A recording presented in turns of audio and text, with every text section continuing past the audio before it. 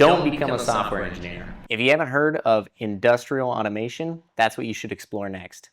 Within industrial automation, we program HMIs, PLCs. These are devices that control machinery that works inside a factory and produces the systems and components, devices that we use every day.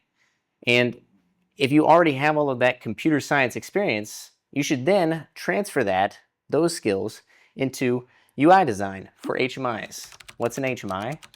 An HMI is the industrial control panel that you use to control one of those machines that I had mentioned. This one right here is about 15.6 inches, but they come in all shapes and sizes. Within the HMI, you'd program the UI and the buttons. Are you guys supposed to walk in, or when are you guys going in? All shapes and sizes. Shapes, that one's small. This one's really big. Hold it up higher. This one's big.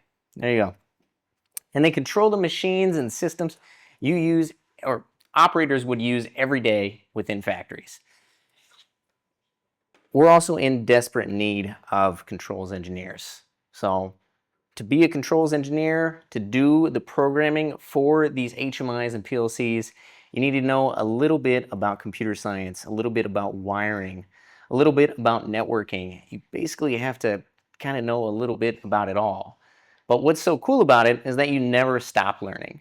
And the industry is always changing. So you're always learning new things, working on new systems, new components, things that aren't out yet but will be out tomorrow.